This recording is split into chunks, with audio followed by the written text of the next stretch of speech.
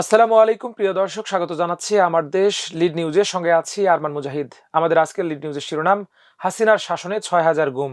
নিউজটি লিখেছেন আবু সুফিয়ান। চলুন দর্শক বিস্তারিত জেনে নেওয়া যাক।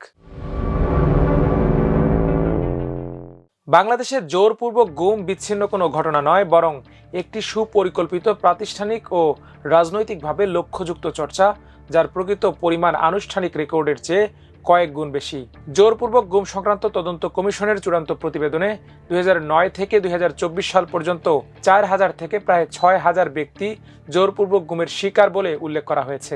কমিশনে করা ১,৯১৩ অভিযোগ যাচাই বাছাইয়ের পর ১,৬৬৯টিকে জোরপূর্বক গুমের সম্ভাব্য মামলা হিসেবে চিহ্নিত করা হয়েছে, যা প্রকৃত সংখ্যার মাত্র ১/৪ থেকে ১/৩ বলে ধারণা করা হচ্ছে। প্রতিবেদনকে একটি ঐতিহাসিক কাজ উল্লেখ করে প্রধান উপদেষ্টা ডক্টর মোহাম্মদ ইউনূস বলেন, মানুষ কত নিচে নামতে পারে, কত পৈশাচিক হতে পারে, কত বীভৎস হতে পারে, এটা তার ডকুমেন্টেশন। গুম সংক্রান্ত কমিশন অব ইনকোয়ারি গতকাল রোববার প্রধান উপদেষ্টা ডক্টর মোহাম্মদ ইউনূসের কাছে চূড়ান্ত প্রতিবেদন জমা দেয়। বিকেলে রাষ্ট্রীয় অতিথি ভবন যমুনায় প্রতিবেদন জমা দেয় কমিশন। এ সময় উপস্থিত ছিলেন কমিশনের সভাপতি বিচারপতি মঈনুল ইসলাম চৌধুরী, সদস্য বিচারপতি ফরিদ আহমেদ শিবলি, নূর খান লিটন, নাবিলা ইদ্রিস এবং সাজ্জাদ হোসেন। আরও উপস্থিত ছিলেন উপদেষ্টা আদিলুর রহমান খান এবং প্রধান উপদেষ্টার মুখ্য সচিব সিরাজ উদ্দিন মিয়া। আজ সোমবার সংবাদ সম্মেলন করে এ বিষয়ে বিস্তারিত জানানো হবে। কমিশন জানায়, মোট ১,৯১৩ অভিযোগ গুম সংক্রান্ত কমিশনে জমা পড়ে। এর মধ্যে যাচাই বাছাই শেষে ১,৫৬৯টি অভিযোগ সংজ্ঞা অনুযায়ী গুম হিসেবে বিবেচিত হয়েছে। এর মধ্যে ২৮৭টি অভিযোগ মিসিং অ্যান্ড ডেড ক্যাটাগরিতে পড়েছে। এখানে অনেকে অভিযোগ নিয়ে এসেছেন জানিয়ে কমিশন সদস্য নাবিলা ইদ্রিস বলেন, গুমের সংখ্যা ৪ থেকে ৬,০০০ হতে পারে। গুমের শিকার ব্যক্তিদের অনেকের সঙ্গে যোগাযোগ করলে তাদের মাধ্যমে আরও ভিকটিমের খোঁজ পাওয়া যায়, যারা আমাদের সঙ্গে যোগাযোগ করেননি, আমাদের সম্পর্কে জানেন না কিংবা অন্য দেশে চলে গেছেন। এমন অনেকেই আছেন যাদের সঙ্গে আমরা নিজ থেকে যোগাযোগ করলেও তারা অন রেকর্ড কথা বলতে রাজি হননি।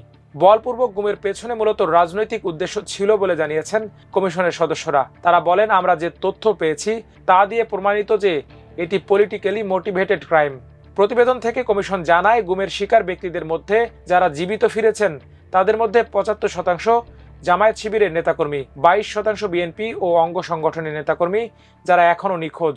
২২% বিএনপি ও অঙ্গ সংগঠনের নেতাকর্মী যারা এখনও নিখোঁজ, তাদের মধ্যে ৬৮% বিএনপি ও অঙ্গ সংগঠনের নেতাকর্মী এবং ২২% জামায়াত শিবিরের নেতাকর্মী।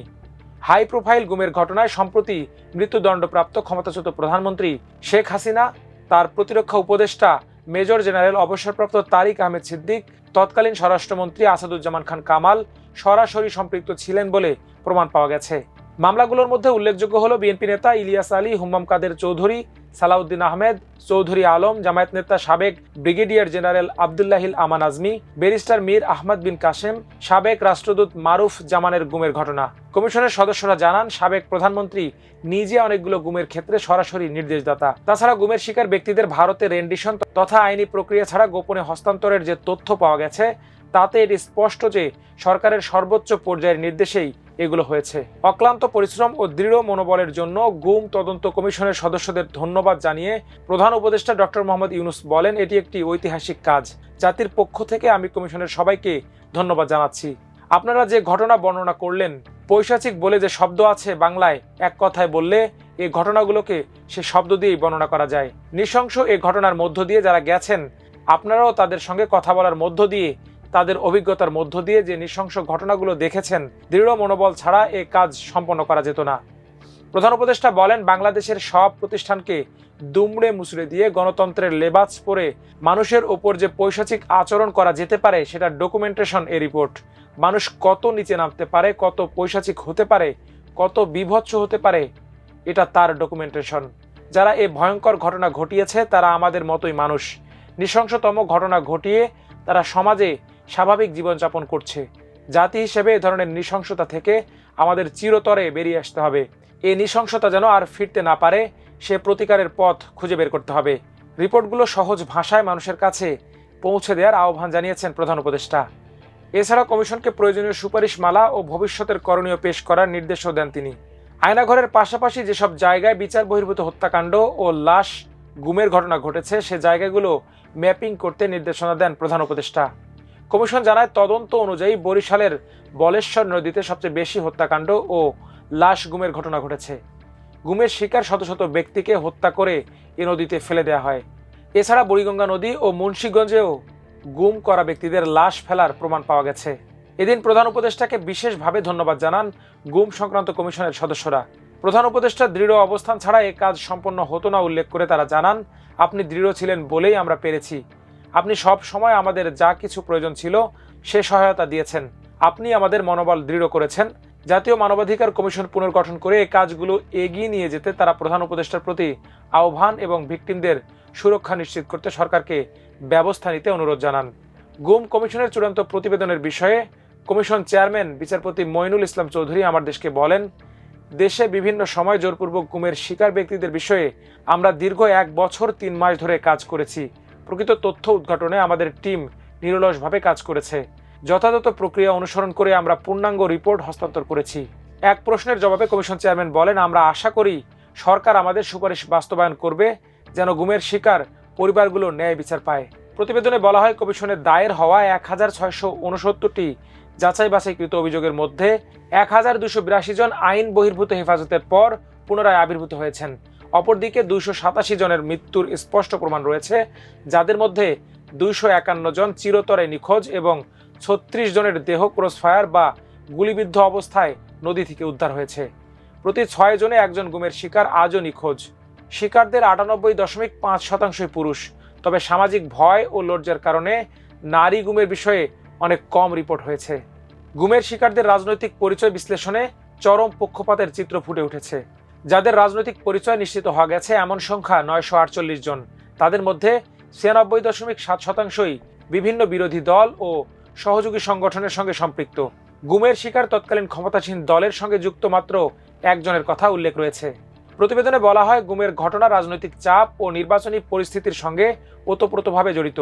2009 সালের 10টি ঘটনা থেকে সংখ্যা বেড়ে 2016 সালে সর্বোচ্চ 215-এ পৌঁছায়। 2013 সালে বিএনপি ও আওয়ামী লীগের সংঘর্ষকালে এবং 2018 সালে নির্বাচন পরবর্তী সময়ে গুমের সংখ্যা বেড়েছে।